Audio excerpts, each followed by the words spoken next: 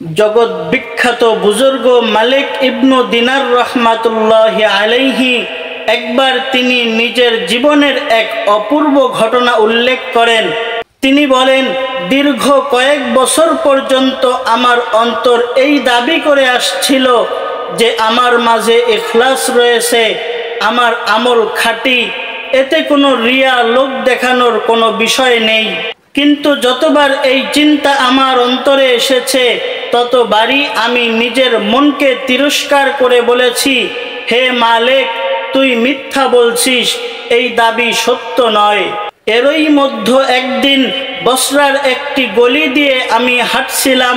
হঠাৎ শুনতে পেলাম এক মহিলা আরেক মহিলাকে দেখিয়ে বলছে, যদি রিয়াকার তথা লোক দেখানো ভণ্ড কাউকে দেখতে চাও তাহলে ওই যে মালিক ইবনু দিনারকে দেখো। মনে হতে পারে এমন কথা শুনে কোনো মানুষের মন ভেঙে যেতে পারে, কিন্তু না। মালিক ইবনু দিনার রহমাতুল্লাহি আলাইহি বলেন, এই কথা শুনে আমি খুশি হয়ে গেলাম। নিজের মনকে তিরস্কার করে বললাম, দেখো মালিক, আল্লাহর এক নেক বান্দি তোকে কি নামে ডাকছে। মালিক ইবনু দিনার রহমাতুল্লাহি আলাইহি এভাবে নিজের অহংকারের শিকড় উপড়ে ফেলেছিলেন, নিজেকে সঁপে দিয়েছিলেন বিনয়ের দরজায়। এরপর থেকে তিনি সব সময় বলতেন, মান আরাদা আইয়ানজুরা ইলা রাজুলিন মুরাইন ফালয়ানজুর ইলাইয়া। কেউ যদি ভণ্ড রিয়াকার মানুষ দেখতে চায় তাহলে আমাকে দেখুক।